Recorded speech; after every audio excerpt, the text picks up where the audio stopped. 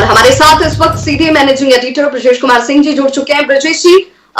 जैसे कि कल भी आपने जानकारी दी थी कि अब ये नारकोटिक्स एंगल जब इसमें जुड़ चुका है तो ये बहुत सारे तह तक इन चीजों को पहुंचने के लिए थोड़ा इंतजार जरूर करना होगा, लेकिन अब ये माना जाए क्या कि सुशांत के ऊपर इसी ड्रग्स का इस्तेमाल करते हुए चीजों को और ज्यादा गंभीर करने की कोशिश की गई, एक बड़ी साजिश, एक बड़ा रैकेट इसके पीछे काम कर रहा है? जहां तक इस पूरे मामले का सवाल है, अगर हम देखें तो इसके बड़े ही गंभीर पहलू भरकर सामने आ रहे हैं। नारकोटिक्स कंट्रोल ब्यूरो के पास अभी तक जो साक्ष्य आए हैं, खासतौर पे ईडी की तरफ से, जिसमें कि व्हाट्सएप चैट्स के रिकॉर्ड्स हैं, उससे बहुत साफ तौर पर रिया चक्रवर्ती, जया साहा या फिर मिरांडा, इनके बीच की जो कन्वर्सेशन है उनमें तमाम किस्म की ड्रग्स का जिक्र है, जिसमें कि एमडीएमए से लेके हसीस से लेकर ऐसे तमाम ड्रग्स हैं जो कि मुंबई की जो पार्टी सर्कल जो कही जाती है उसके अंदर हमेशा ये चलते हैं। और यही नहीं बल्कि सुशांत को क्या डोज दी जा रही है, उसका उस पर क्या असर हुआ है, ये तमाम चीजें हैं। तो जाहिर ये बहुत ही गंभीर बात है। सुशांत का परिवार हमेशा से ये कहता रहा है कि रिया चक्रवर्ती ने सुशांत को कंट्रोल में रखने के लिए उस पर बहुत सारी चीजों का इस्तेमाल किया, जिसमें कि ड्रग्स की भी आशंका जताई जा रही थी। तो अब जो ये कन्वर्सेशन आए हैं उससे बहुत साफ तौर पर है कि वाकई ऐसा हो रहा था। और इसी लीड के आधार पर जो नारकोटिक्स कंट्रोल ब्यूरो है, मैं बता दूं कि उसके डीजी जो है राकेश अस्थाना, उन्होंने खुद एक विशेष टीम गठित की है। और यह टीम जो है तो बेसिकली 4 पहलुओं से इस पूरे मामले की जांच करने वाली है। एक तो सबसे पहली बात की कॉन्स्पिरेसी का जो एंगल है, जो साजिश का एंगल है, इसके अलावा जो डिस्ट्रीब्यूशन है, पोजीशन, ये ड्रग्स आखिर किसके पास था, कहां से कहां पर पहुंचा, और फिर जो ये पूरा नेटवर्क है। तो तय मानिए कि यह मामला जो है अब सिर्फ सुशांत सिंह राजपूत की हत्या या जो आत्महत्या, ये जो विवाद जो चल रहा है उसके तक ही सीमित नहीं रहने वाला, बल्कि ये मामला काफी आगे बढ़ने वाला है। और इसमें जो बॉम्बे, जो मुंबई की जो मायानगरी है, उसके अंदर जो सेलिब्रिटीज हैं, हाई माइटीज हैं, जो पॉलिटिकल कनेक्शन है, ये तमाम चीजें उभर कर आएंगी। और इसको जो है एनडीपीएस एक्ट के तहत ये पूरा का पूरा मामला जो है इन्वेस्टिगेट किया जाने वाला है। और जो ड्रग्स की जो डिलीवरी है, सप्लाई है, उसका नेटवर्क है, इससे जुड़े हुए कानून बहुत संगीन है। तय मानिए कि 10 साल की कम से कम सजा है इस मामले में। तो जब एक पूरी टीम बनाकर आप इन्वेस्टिगेशन करने के लिए जा रहे हैं, यह जो है जो भी लोग इसके जिम्मेदार रहे हैं, और जो प्राइमरली दिखाई देता है कि रिया चक्रवर्ती, जया, मिरांडा, ये सारे कैरेक्टर्स हैं जो कि इसमें इन्वॉल्व रहे हैं, इन लोगों के लिए जो है तय मानिए एक बहुत बड़ी मुसीबत आने वाली है। और ये बहुत जल्द इस मामले में भी जो ड्रग्स सप्लाई और सुशांत पर ड्रग्स का इस्तेमाल, इस मामले में भी इनके खिलाफ गंभीर कार्रवाई हो सकती है। और इसके लिए जो है ऑलरेडी नारकोटिक्स कंट्रोल ब्यूरो ने अपनी तैयारी शुरू कर दी। बिल्कुल ब्रजेश जी, जिस चीज को सीबीआई ने तकरीबन 7-10 दिन का वक्त भी नहीं हो रहा है, जब सीबीआई ने इतनी जल्द इन चीजों को अगर खंगाला है, देखा है, समझा है ईडी के सहयोग से, तो क्या ये माना जाए कि मुंबई पुलिस भी कहीं ना कहीं इस क्लू को देख रही थी, समझ रही थी, इसके बावजूद भी इस पर पर्दा डालने की कोशिश हो रही थी या लीपापोती की कोशिश हो रही थी? ये भी एक बड़ी वजह मानी जा सकती है।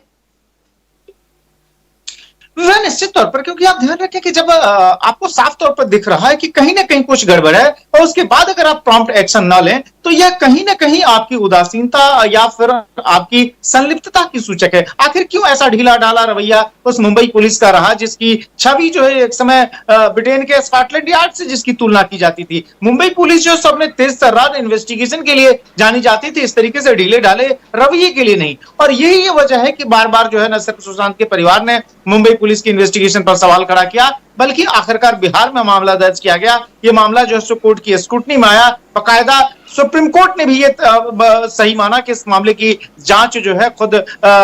सीबीआई करे, और सीबीआई के साथ जो है इन्फोर्समेंट डायरेक्टरेट, और अब तीसरी बड़ी एजेंसी नारकोटिक्स कंट्रोल ब्यूरो, जो कि ड्रग्स एब्यूज का क्या एंगल रहा है इस पूरे मामले में, उसकी जांच करने के लिए आई है। तो कहीं ना कहीं मुंबई पुलिस की भूमिका पर गंभीर सवाल तो है ही, क्योंकि जाहिर है जब भी कोई घटना होती है, इनिशियल कुछ घंटों और कुछ दिन में जो आप जितने तेजी से आप सबूत इकट्ठा कर सकते हैं, वह बाद के दिनों में संभव नहीं होता। तो आखिर मुंबई पुलिस की ऐसी क्या मजबूरी थी, वो किसके दबाव में थी कि इस पूरे मामले पर एक तरह से उसने लीपापोती करने की कोशिश की, और जब बिहार पुलिस इस मामले में जांच के लिए भी गई, तो उसने सहयोग देने की जगह यहां तक कि एक आईपीएस अधिकारी को खुद कन्फाइन कर डाला जो है कोविड-19 के बहाने। तो निश्चित तौर पर जो मुंबई पुलिस की भूमिका है वो तो संदेह के घेरे में ही है। और जो नए सबूत आ रहे हैं, जो नए साक्ष्य आ रहे हैं, और खासतौर पर अब देख रहे हैं कि ड्रग्स अब्यूज का मामला, जिसके बारे में आरोप लगाता रहा सुशांत का परिवार, उसके बाद से मुंबई पुलिस एक बार फिर से कटघरे में खड़ी हो गई है। इसमें कहीं कोई दो राय नहीं है।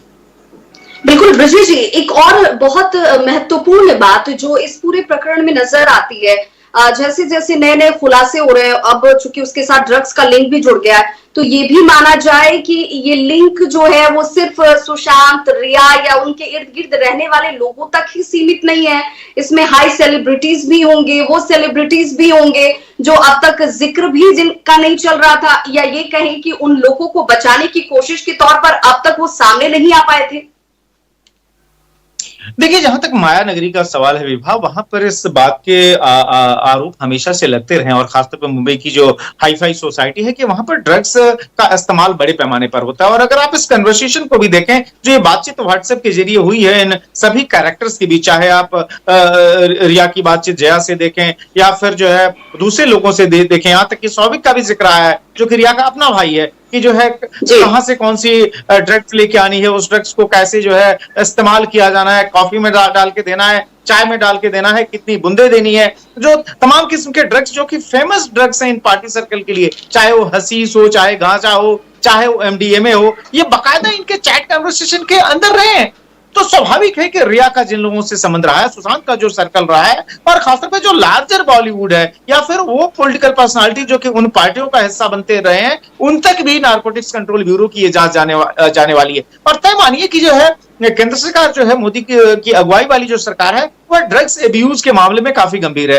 ड्रग्स का जो एक बड़ा खतरा इस देश के सामने है, उसको नियंत्रित करने के लिए ही जो है सरकार लगातार कदम उठा रही है। और इसीलिए जब ये मामला सामने आया और जब ये देखा गया कि इसमें भी ड्रग्स का एंगल है, तो खासतौर पर नारकोटिक्स कंट्रोल ब्यूरो को इसके अंदर लगाया गया है। और तय मानिए कि ये मामला जो है सो सिर्फ रिया और सुशांत तक ही सीमित नहीं रहेगा। सुशांत की जो मौत हुई है उसके बारे में जो तमाम सवाल उठ रहे हैं, सिर्फ वहीं तक सीमित नहीं रहेगा, बल्कि पूरा का पूरा मुंबई का जो हाई जो सर्कल है, जो माया नगरी का जो सर्कल है, वो तक भी जांच का दायरा पहुंचेगा। और ये कानून बड़े सख्त है। मैं एक बार फिर से बता दूं कि कम से कम 10 साल की सजा का प्रावधान है ऐसे मामलों में, जल्दी से जमानत भी नहीं मिलती। तो तय मानिए कि ये बड़े सेलिब्रिटीज जो हैं, जो कि अगर इन सब चीजों में इन्वॉल्व हो, जिनके बारे में बात हमेशा कही जाती रही है, उनके लिए बहुत बड़े खतरे की घंटी है।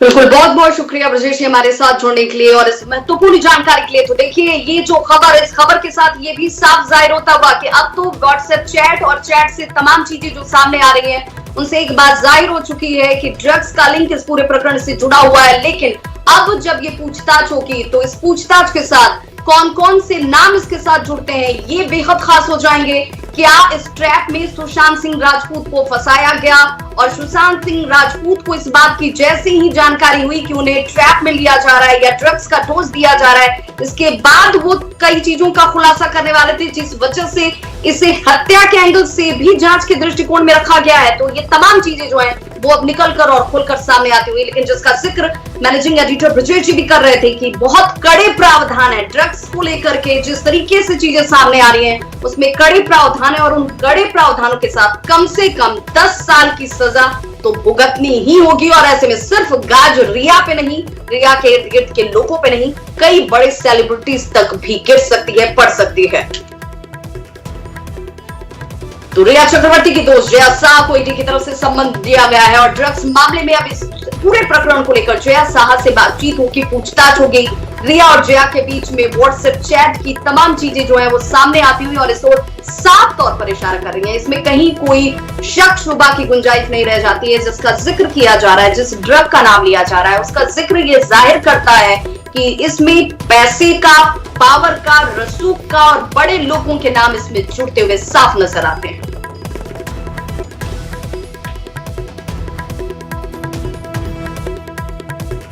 तो जया साह श्रुति मोदी की टीम में काम करती हैं। जया साह जिनके साथ सम्मन मिलने के साथ ही अब पूछताछ का दौर भी शुरू होगा। ड्रग्स को लेकर दोनों के बीच में बातचीत हुई है। आपको बताते चलें कि हर रोज इसमें नए खुलासे, नए एंगल सामने आने के साथ जैसे ही ड्रग्स का लिंक यानी कि नारकोटिक्स विभाग अब इसको लेकर के तमाम चीजें जब सामने रखती हुई नजर आएगी, नारकोटिक्स का जब इसके साथ लिंक जुड़ा है, तो कई पहलू खुलकर सामने आएंगे।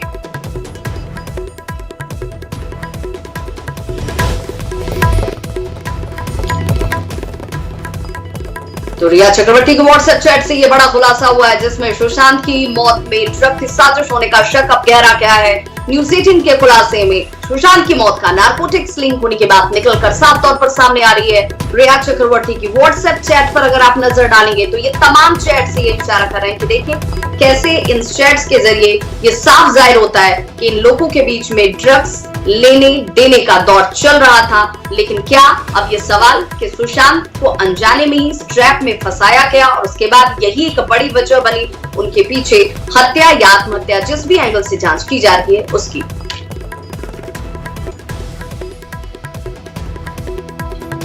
और